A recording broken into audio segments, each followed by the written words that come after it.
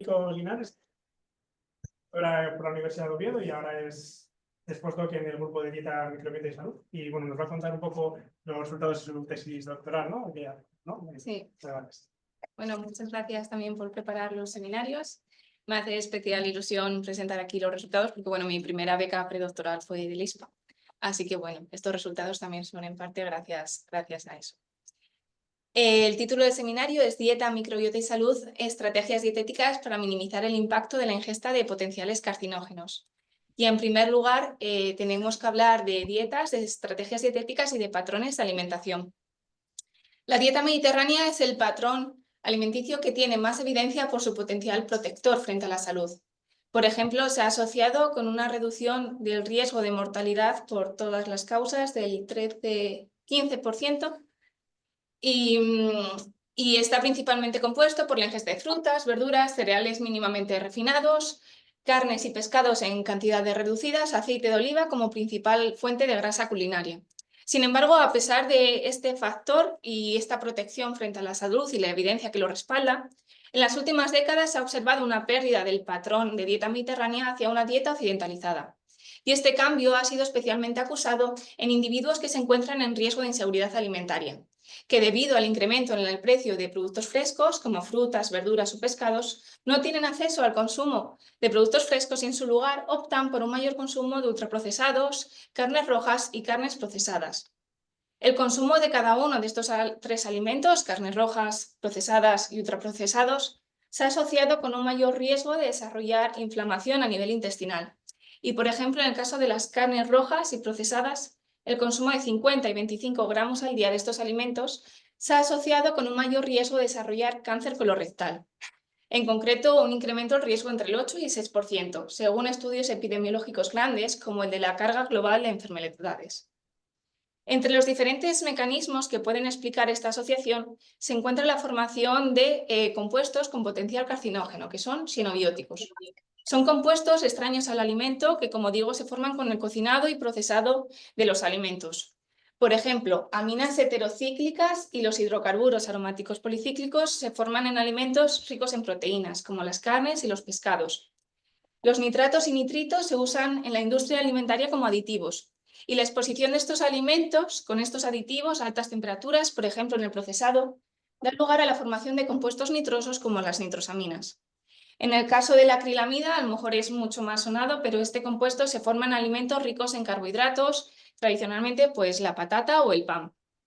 La ingesta de compuestos pertenecientes a estas categorías principales de estos xenobióticos se ha asociado con un incremento del riesgo del proceso oncogénico y han sido clasificados, por tanto, en base a estas evidencias como posibles y potenciales carcinogénicos por la Agencia Internacional de Investigación en Cáncer, la IARC. Y su ingesta se ha asociado con cambios en parámetros inflamatorios y en la microbiota. En contraposición, la dieta mediterránea sabemos que promueve la homeostasis intestinal mediante la modulación de la microbiota y de la reducción de la respuesta inflamatoria. Y en este contexto, nuestro objetivo en esta tesis ha sido identificar el potencial de este patrón de la dieta mediterránea y de componentes derivados como pre- y probióticos para minimizar el impacto de la ingesta de xenobióticos mediante la modulación de la microbiota intestinal y de la respuesta a los parámetros inflamatorios. Para ello, en primer lugar, lo que tuvimos que llevar a cabo es un diseño de un instrumento, una herramienta dietética que nos permitiera cuantificar la ingesta de estos compuestos con potencial carcinógeno, ya que hasta el momento no estaba disponible en la literatura. Como veis, bueno, también se me han movido un poco las diapos, pero bueno, espero que las podáis seguir. Este instrumento que desarrollamos fue un cuestionario de frecuencia de consumo de alimentos en el que se recogía la ingesta de alimentos de forma habitual en un periodo determinado, en este caso en un mes. Fue en formato online, integrado por 155 ítems, y lo más importante es que se hizo especial atención a las técnicas y hábitos de cocinado, ya que técnicas de cocinado como el cocido o el microondas promueven la formación de estos compuestos xenobióticos en menor medida, en contraposición con técnicas como la barbacoa, estofado, frito o al horno, donde la temperatura es más elevada, el tiempo de exposición a esta temperatura también es mayor y la fuente de calor está más cercana. Por tanto, estas técnicas de cocinado, el grado cocinado desde poco a muy bien hecho de los alimentos, o otros hábitos como es el consumo o cocinado de la piel en el caso del pollo o la parte del alimento que estamos consumiendo, por ejemplo, pues pechuga frente al muslo, son muy importantes a la hora de cuantificar esta información con la mayor precisión posible.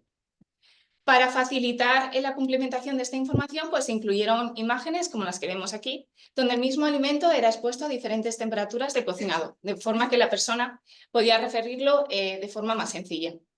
De esta muestra de 70 adultos sin patologías gastrointestinales conocidas, 39 participaron en la validación, registrando la misma información dietética en un recordatorio de 24 horas, que es el instrumento que se utiliza normalmente para las validaciones como el estándar.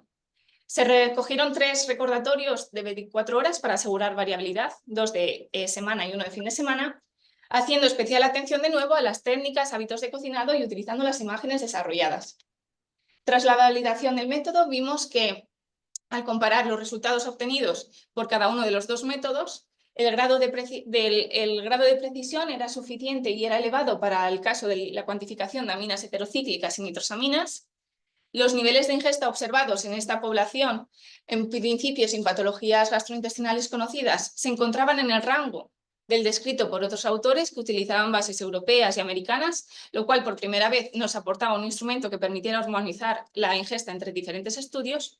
Y entre el conjunto de sinobióticos evaluados, la amina heterocíclica, el PHIP, era el que presentaba los niveles de ingesta más elevados en nuestro estudio y por otros autores. Y además, por primera vez vimos que el consumo de estos compuestos era más elevado en aquellos individuos que tenían una mayor alteración de la funcionalidad gastrointestinal a través del uso de los criterios de Roma gastrointestinal 4. Además, también era un consumo más elevado en aquellos individuos con hemorroides, sangrados o fisuras. Lo cual, aumenta la evidencia de que parece que estos potenciales carcinógenos, estos sinobióticos, no solo se asocian con un mayor riesgo de cáncer colorectal o pólipo, sino que también parecen estar asociados con síntomas que son previos a la aparición de estas patologías. Una vez que nuestro instrumento fue validado, pudimos llevar a cabo una intervención con dieta mediterránea en individuos especialmente vulnerables, en este caso en individuos en riesgo de inseguridad alimentaria, que de forma periódica reciben ayudas alimentarias de la Cruz Roja. En estas cajas, cada mes reciben alimentos no perecederos, pero estos individuos, no obstante, no tienen acceso al consumo de productos frescos, como frutas, verduras o pescados. Para ello llevamos a cabo esta intervención financiada por la Fundación Alimerca, en las que durante 1 hora se sentaron las bases de la dieta mediterránea y se proporcionó una ayuda económica para la compra de productos frescos, para poder asegurar este acceso a los individuos. Además, se proporcionó material educativo con una lista de la compra ajustada al presupuesto, un menú mensual estructurado en 5 comidas, como veis, promoviendo el consumo de frutas, verduras, legumbres y pescados, y recetas y otros trucos para reducir el desperdicio alimentario. Todo esto para promover el consumo de estos alimentos frescos. De esta forma, en la Cruz Roja se reclutaron 20 individuos en riesgo de inseguridad alimentaria y durante la primera semana se sentaron las bases de lo que iba a consistir en el estudio. Luego, posteriormente, se dio lugar a la intervención de 4 semanas en las que se promovió el consumo de estos alimentos y finalmente, tras estas 4 semanas, 17 individuos disponían de información en ambos tiempos para dieta y para microbiota, es decir, tenían muestra de heces para el análisis de la microbiota. Además de estas 2 variables, dieta y microbiota, se midieron otras características o otras variables antes y después de la intervención. Características generales junto con cuestionarios de actividad física validados, parámetros inmunometabólicos a través de muestras de sangre y en colaboración con el grupo de inmunología de la Universidad de Oviedo, determinaciones antropométricas, indicadores de salud y en concreto como indicador de salud se utilizó el inventario de depresiones, la severidad de la depresión de Beck, el BDI-2, que nos indicaba el rango de severidad de esta depresión en cada uno de los individuos, y también se analizó la percepción sensorial, ya que sabemos que el consumo de ultraprocesados está asociado con una alteración en la percepción sensorial. En concreto, lo que nosotros analizamos fue el umbral y la capacidad de discriminación al sabor dulce y salado, utilizando diferentes concentraciones de sacarosa y de cloruro sódico. En total se reclutaron más de 1000 variables de estos individuos. El siguiente paso quisimos ir un poco más allá y debido a las naturalezas intrínsecas del estudio, con nuestra intervención en humanos, no podríamos establecer causalidad ni esclarecer los mecanismos detrás de ello. Para ello, con el objetivo de evaluar el potencial de componentes derivados de este patrón dietético, llevamos a cabo un estudio en animales, en los que se administró un sinobiótico, el PHIP, por ser el que presentaba los niveles de ingesta más elevados y porque es un modelo, el PHIP-IDSS, que ya lo utilizan otros autores. Sin embargo, a diferencia de lo que utilizan otros autores, las dosis de PHIP empleadas eran inferiores y en este caso lo que pretendían era mimetizar esos niveles de ingesta que habíamos observado en humanos sin patologías gastrointestinales conocidas. Para ello se administró una parte por millón junto con el DSS para cortar el tiempo necesario del PHIP para efectuar un daño. El PHIP fue administrado mediante sonda gástrica y el DSS fue disuelto en agua y disponible ad libitum. Durante 3 semanas administró esta combinación de PHIP y DSS a las ratas de las 5 que duró la intervención. Esta intervención, en primer lugar, no obstante, comenzó con el reparto aleatorio de estos 44 animales, 44 machos, ratas Fisher, en 4 grupos. Un grupo control con una dieta estándar, un grupo PHIP y DSS con esta combinación de PHIP y DSS junto con la dieta estándar, y un grupo probiótico y fibra, con el PHIP y DSS y una dieta especial, enriquecida en probiótico, que debería ser azul, o en fibra. Estas dietas especiales fueron suministradas por la compañía Safe Diets y fueron específicamente diseñadas para el estudio, en el caso del probiótico. Se trataba de un probiótico multicepa, con cepas pertenecientes a los géneros de Lactobacillus, Bifidobacterium y Streptococcus. Y en el caso de fibra, suplementamos a estas ratas con un 5,9% de fibra. La ingesta de estos animales, junto con la bebida, fue seguida a lo largo del tiempo mediante el método de doble pesada y también se siguió el crecimiento de estos animales. Tanto antes como después del tratamiento con PHIP y DSS y al principio y final de la intervención, se recogieron muestras fecales para análisis de la microbiota. En concreto, se analizó la composición microbiana y ácidos grasos de cadena corta, y esto se realizó durante una de las estancias predoctorales en el IPLA, en el Instituto de Productos Lácteos de Asturias, antes en Villaviciosa, ahora aquí en Oviedo. Al final de la intervención se extendió el colon de estos animales para medir su longitud, y este colon se segmentó en 3 partes, proximal, medial y distal. Y a partir de cada una de estas 3 partes se prepararon cortes histológicos para su análisis, también en colaboración, en este caso, con una médico anatomopatóloga de Luca. Se extrajo sangre para el análisis de parámetros inmunológicos por el grupo de inmunología de la Universidad de Oviedo, y en nuestro laboratorio determinamos variables de estrés oxidativo. En concreto, analizamos la capacidad antioxidante total utilizando el método QPRAC. En concreto, pues en estos animales se registraron más de 200 variables.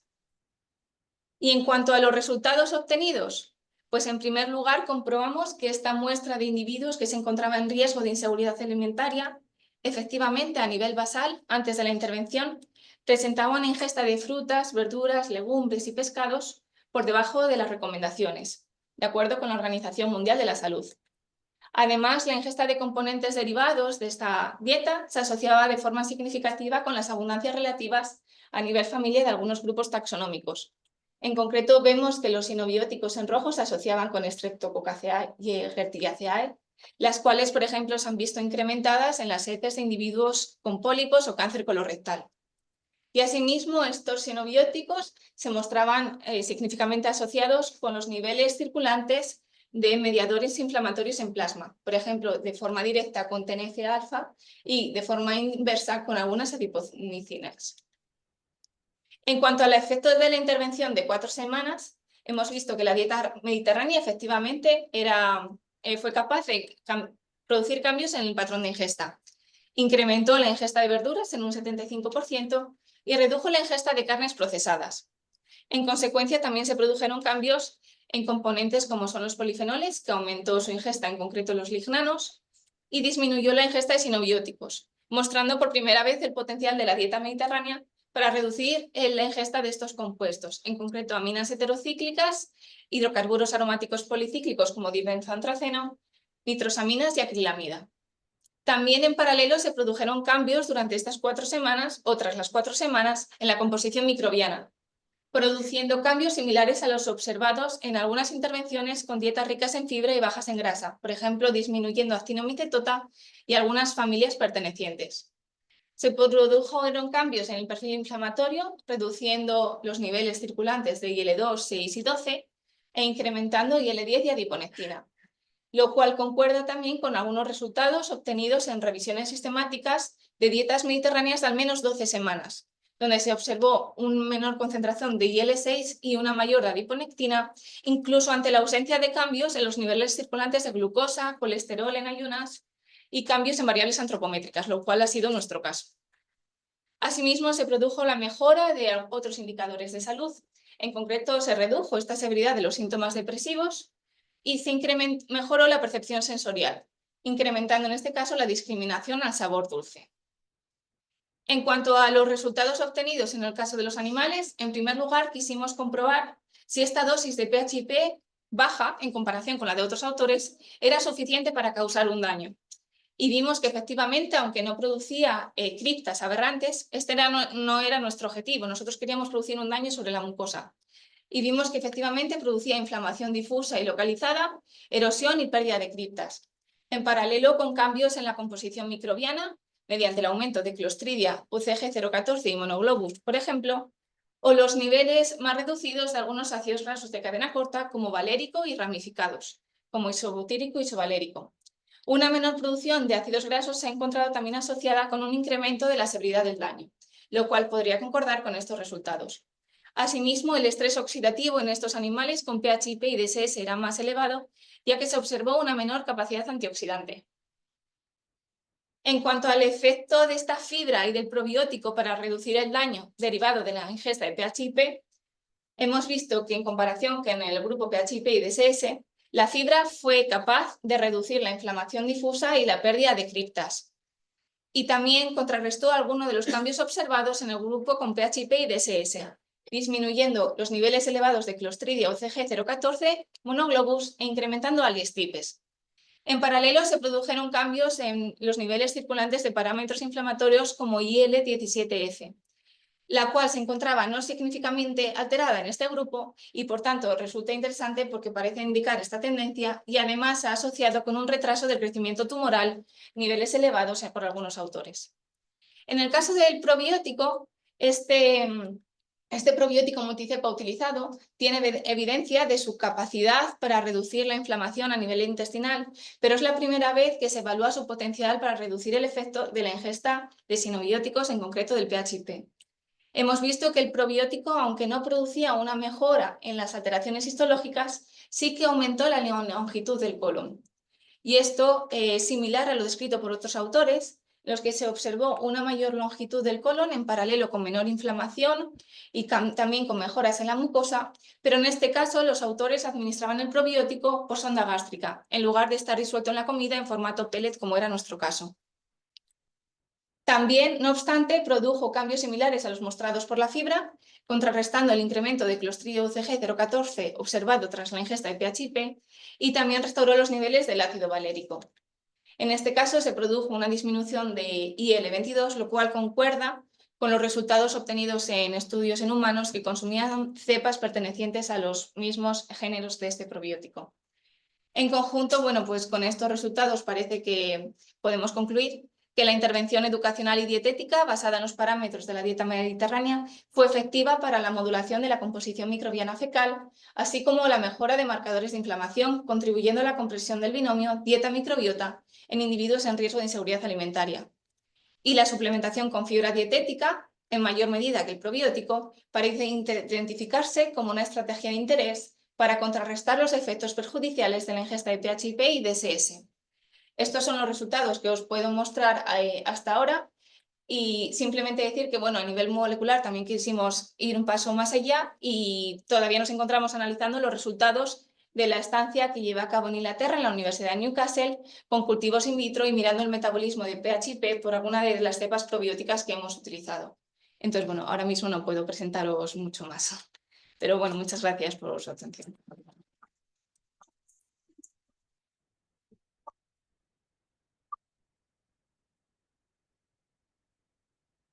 Genial. Gracias. ¿Alguien tiene alguna pregunta Ahora ya vamos, ahora bien, el tiempo, más o menos. Yo tengo una pregunta, voy a empezar yo. El microbioma, la identificación de las bacterias del microbioma, ¿la hacíais por secuenciación? Sí. Y nosotros hicimos algo así, ¿era una secuenciación por SOTGAM o qué tipo de secuenciación? Illumina en este caso, Vale. sí. Lo que hacíamos era abundancia relativa, básicamente, pero nosotros preparamos las muestras y las homogeneizamos y luego mandamos ese ADN aislado a analizar por Novogene, por una compañía, y luego analizamos las abundancias relativas. Para identificar qué tipo de bacterias había.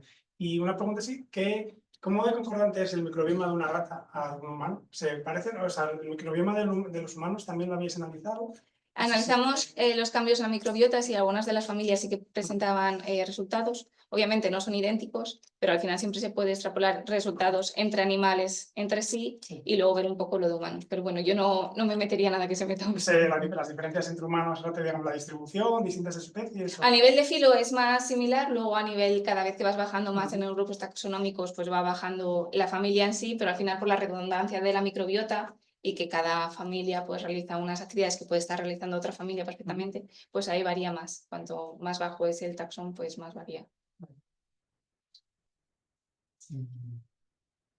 ¿Alguna pregunta más?